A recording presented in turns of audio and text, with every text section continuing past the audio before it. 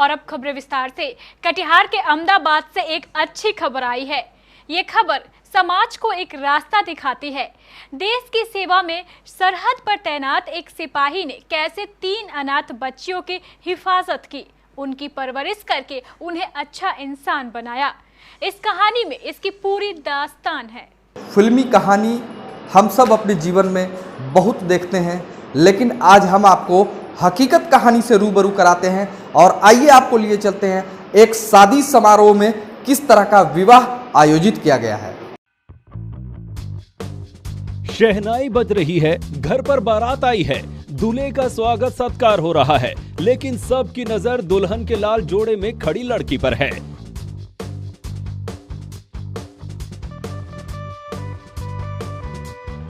द्वार पुजाई हुई, 7 फेरे भी हुए, आसपास और समाज के लोगों के लिए भव्य भोज भी हुआ और अब बारी आ गई है विदाई की।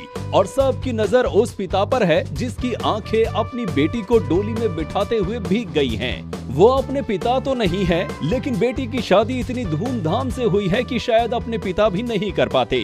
अहमदाबाद के किशनपुर पंचायत में एक ही घर में पल रही 3 बेटियों में से दूसरी के हाथ पीले हुए तो उसे आशीर्वाद देने के लिए पूरे गाँव को न्योता भेजा गया। इन तीनों बेटियों की परवरिश ज्योतिष मंडल और उनकी पत्नी सुनीता देवी ने की है। आज उनमें से दूसरी की डोली उठ रही है। हम जिस समाज में रहते हैं तो नैतिकता के आधार पर मेरा फर्ज बनता था कि अगर अनाथ लड़का होता तो शायद ये मेरी जिम्मेदारी नहीं होती, वो कहीं भी पल बढ़ जाता, लेकिन ये लड़की थी और इसके लिए बहुत मतलब कठिन था समाज में ऐसे ही रह जाना।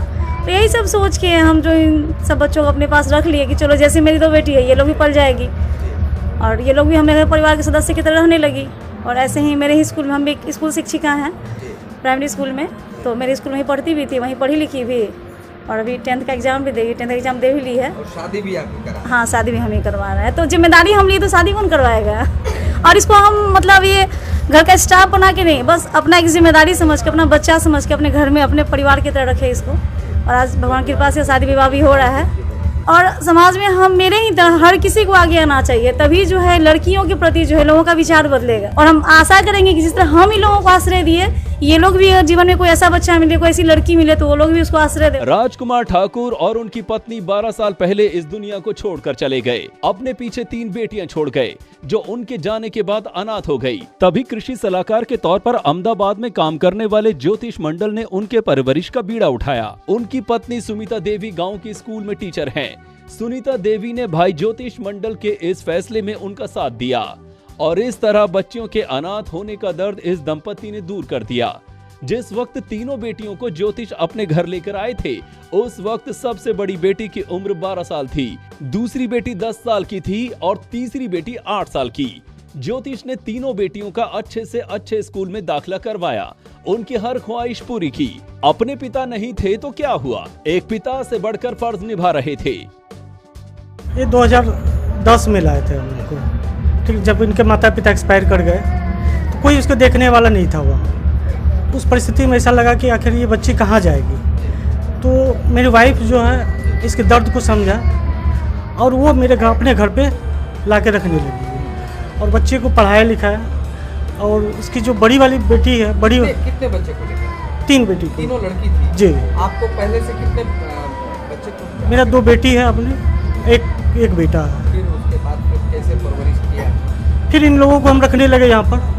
एक बच्ची को बड़े बड़े भैया कटिहार में लेकर रहने लगे, बाकी दोनों को जो है हम यहाँ पे रखने लगे। दोनों को पढ़ाई लिखाई साथ पे रखे।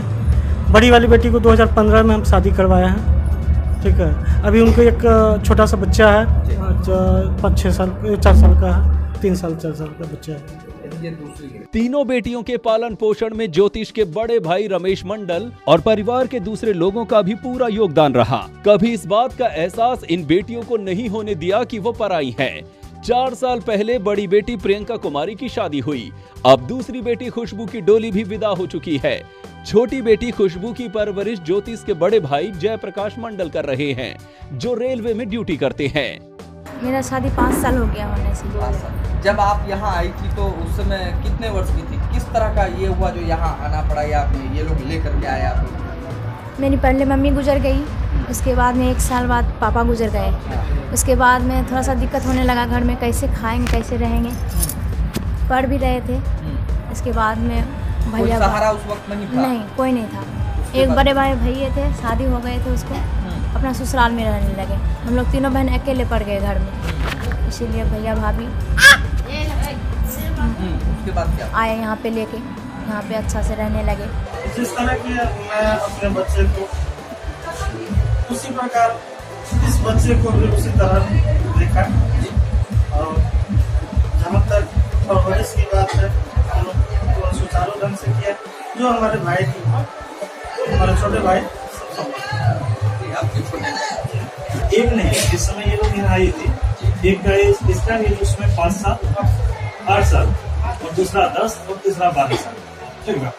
और पिछले 12 साल से एक ही छत के, आप एक छत की बात करें, 12 साल से एक ही छत के नीचे कोई डिफ्रेंशिएट नहीं। हम लोग इसको ये बहन के रूप में पहले से सामाजिक जो एक रिलेशन है, ये बहन के रूप में है, और बहन के रूप में ही हमारे यहाँ 12 साल से, और इस तरह से आप कभी आ जाते पता भी नहीं कर पाते कि ये हमारे फैमिली है या नहीं है। आज हर किसी की आंखें भरी हुई हैं। आज हर उतना ही दुखी है जब एक पिता अपनी बेटी को डोली विदा करते हुए दुखी होते हैं।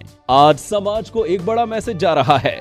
एक तरफ वो हैं जो अपनी बेटियों को भी पराया कर देते हैं, और एक तरफ वो लोग हैं जो पराई बेटियों को भी अपना कर नजीर पेश कर रहे हैं। लोग अभी भी उस दुनिया में जी रहे हैं जहाँ पे लोग कल्पना भी नहीं कर सकते हैं। ऐसे माँ बाप बहुत ही सौभाग्य से लोगों को प्राप्त होता है। केबीसी न्यूज के लिए अहमदाबाद से मोहम्मद इम्तियाज की रिपोर्ट।